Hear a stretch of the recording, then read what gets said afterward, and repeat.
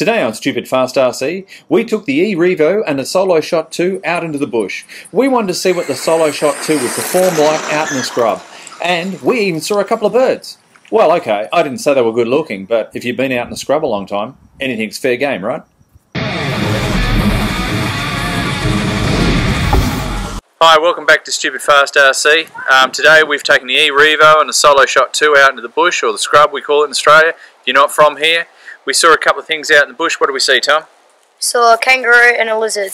Yeah, there's actually about 2 or 3 kangaroos. They hop across in front of the E-Revo. You'd have to be pretty quick to spot them. I'll put a little tag up on a video so you can see if you can spot them. The lizard, I think, was a little bit too far away. Apparently those lizards run up your head and park on your head, I've heard, but I don't know if that's true or not. And a couple of random things out in the bush that we'll put up on the video. Hope you enjoy it, and hope you enjoy your holidays. See you next. So I think the SoloShot2 really tracks well in the distance, and it gets confused occasionally, and I'm not sure if that was because there are lots of trees around, but when it gets close like it just did then, I think that's a little bit too much for it to keep up with. But you can see there, and the zooming is fantastic. I really love the way it zooms in after the car. Once again, there was this, and if it makes a mistake, it seems to repeat that mistake. That's the other thing as well. It's obviously a computer, and that's what they do.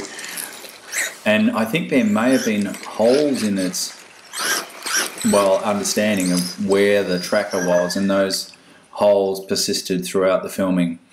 And it also got very confused close in, and the closer in it got, the more confused it was. And there were a lot of trees around, so I don't know if that was part of the problem, but there is a limit to the speed at which it can rotate past. You'll see it here. It just loses it there for that brief second. I tried it in several different modes as well. The unit actually has different tilt settings: surf and turf, big altitude, pan only mode. I didn't use pan only, but I just randomly tried a few of these to see if I could actually make it work a bit better. It also has a barrel mode, which is for when you're surfing and you actually lose the tag altogether and it assumes you're in the barrel. But I didn't use that setting here because I didn't want the machine to assume that I was ever going to lose contact. I wanted it to be looking all the time. There's also a wide, a medium and a tight frame, and I tried the tight frame, and that actually made it more difficult to track, and it actually did say that in the manual as well, that it was going to be more difficult to track. Oh, that's the kangaroos you just see jump across the track there. This is actually an iPhone strapped to the back of the car. I decided to, after I'd played around with the SoloShot2 for a while, just to go into the bush and drive around for a bit of fun, because it was just great to be out in the open and be away from the city and cars and all that sort of stuff for a while, which was good. And I took it out to the back fire breaks for a while.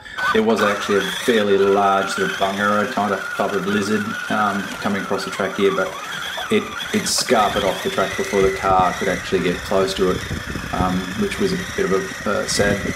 I also, when I got home, I thought I'd try it with the X01, because the X01 is really obviously a lot faster than the E-Revo. This X01, although the ESC has been programmed up to go up to the full speed, the gearing is still down on the lower settings, so it's not running at 100 mile an hour mode. Okay, well, I hope you got something from that. I'll see you next time on Stupid Fast RC. Enjoy.